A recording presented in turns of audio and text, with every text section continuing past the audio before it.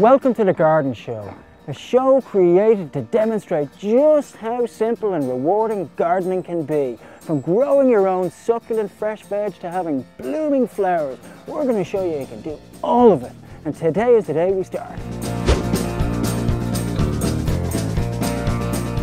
So here we are, it's springtime in the garden and I've been out seeing what jobs I can get done this weekend. And there's a few things I've noticed. There's a few gaps appearing in the garden. I know I've meant to deal with them over the last couple of years, but I've neglected doing them. This year I'm going to deal with them. I'm going to bring a little bit more colour and energy to the garden. Something else I've noticed about the garden this year is the lawn just doesn't look great.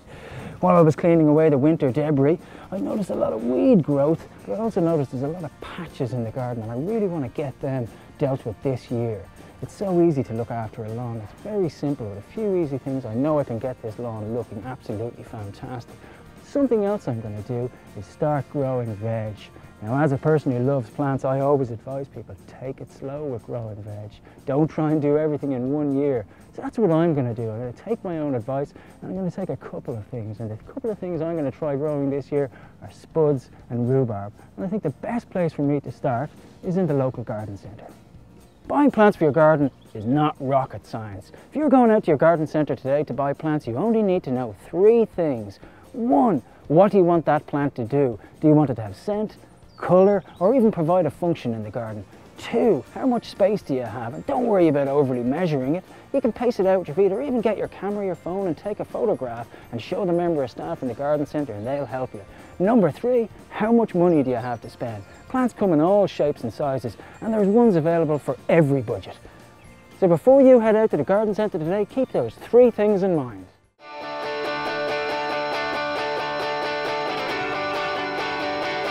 So here we are at the garden centre. If you want to start learning about plants, garden centres are a great place to start.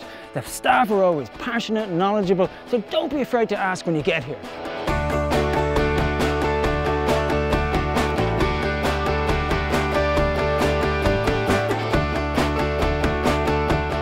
Hey Mark, how you doing? Oh, hey Barry, how's things? How are you? We were out in the garden this morning and I need your help. We have a bit of a space, we have a gap, and I really want to fill it. There's a mature plant there. The borders, it gets a little bit of sun. We've got 1.5 meters space. I don't want anything too fussy though. I don't want to do too much work. I just want something that I can put in today and it's going to give me colour for the rest of the year. What do you recommend? Well, you're just at the right point when you came to there, Barry. I'm just here now beside the Ericium Bowes Mole here. Okay.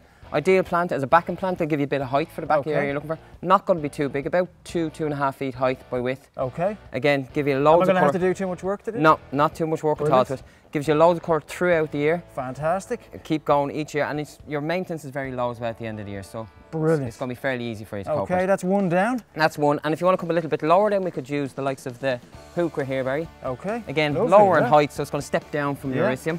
Fantastic. Again, it gives you lovely foliage colour throughout the year. Yeah. And you've also in the summer then got these long spikes which will give you a lovely flowering aspect as well. Am I going to have to do too much work to this? No, very little maintenance in this again, Barry. Very little at the end of it. Brilliant, this is fantastic. And there's one more here, Barry, as well, which might suit, just as I said, for the ground cover plant at the front.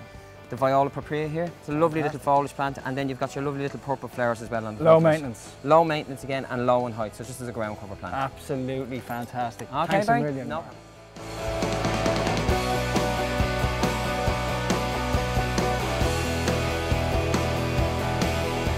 Thinking about growing veg this year. I want to start slow and easy, thinking about 2 crops maybe, spuds and rhubarb. What do you recommend? Well, if you're going to go with spuds, probably one of the best ways to start would be with a first early. Okay. Plantable in March, and again from then you're going to be harvesting from May to June, and you can work on from that then into like your second earlies or into your main crops. Easy to grow? Easy to grow, easy to start with, no problems at all. And the rhubarb? And the rhubarb, I have rhubarb here as well. Again, you can start planting now with a vegetable compost just to help it along the way. Okay. Then keep an eye on your watering and your feeding. Are you guaranteed these are going to grow? No problem at all. Just keep really easy? Yeah. Once you have your veg and your watering, there's no problem. Absolutely fantastic. You have me sold again, Mark. Thanks. If you need to know more about rhubarb and growing spuds, log on to garden.ie.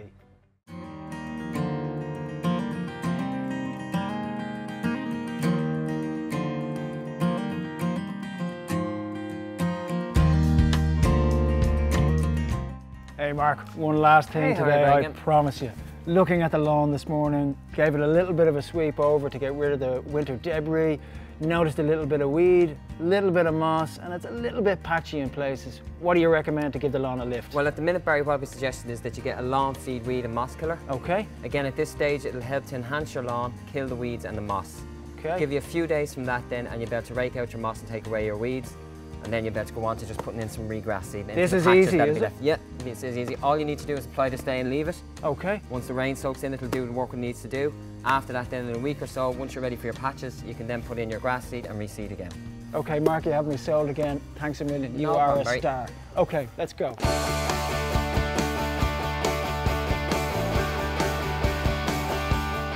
Okay, now, time to get these plants in the ground.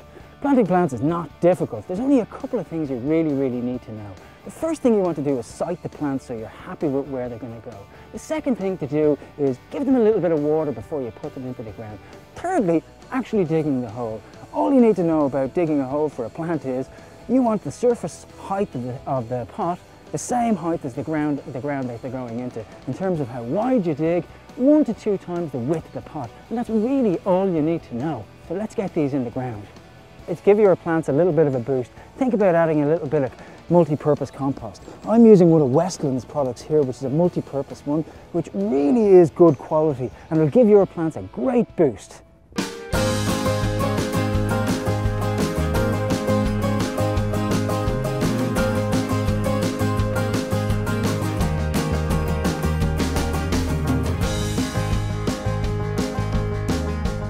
One additional thing to think about when you're putting plants into the ground is facing your plant.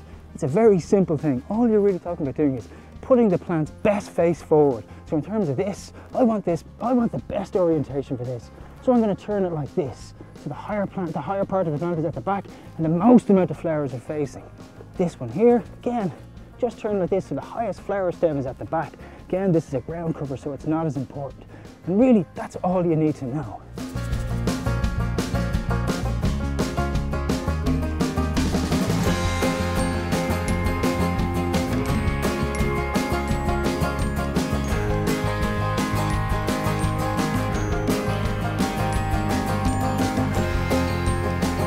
There we go, job done. We've got a whole summer ahead to enjoy the plants we bought today. Okay, so we're going to plant these spuds, but we're not going to plant them directly into the ground. Really with spuds, what you want to do is chit them first. All chitting is giving the spuds a head start. What's involved with chitting is firstly getting yourself a tray. You can use a seed tray like I am, or even use an old egg carton. And to chit, all you simply do is take the spuds out and look for the small buds that are emerging on. And that's what we call the top side of the spud. And all you do is place them top side up into your tray and leave them in a cool, dry place with lots of light for 4 to 5 weeks. And we'll be coming back to these spuds in 4 to 5 weeks' time to show you just how you can plant them out into the garden. Okay, so that's the spuds. Let's get the rhubarb into the ground.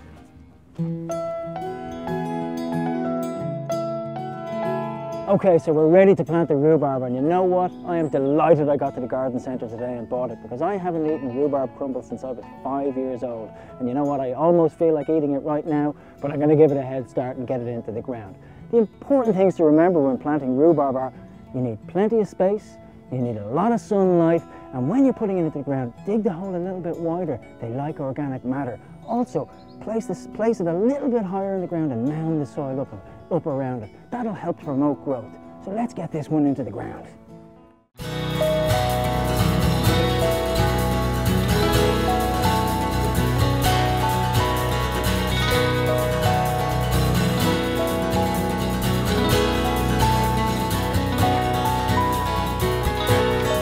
And there you have it.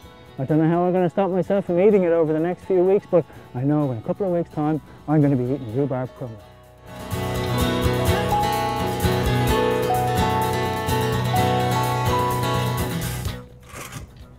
So I'm just finishing off, taking away the last of the winter debris. The first thing I'm going to do now is apply the lawn weed and feed that we got in the garden centre. I've just read the instructions. It really is as simple as Mark said. It's pop open the lid and simply sprinkle over the area as such. Okay, so in terms of sowing seed, As Mark explained, we don't apply lawn seed directly after a lawn weed and feed. You have to wait 2 to 3 weeks until the lawn weeds have been killed off, give it a light rake away to remove dead debris, and then you can apply your seed. And it really is as simple and straightforward as opening up the packet and broadcasting it across the patchy areas. And you should expect to see germination within 1 to 2 weeks.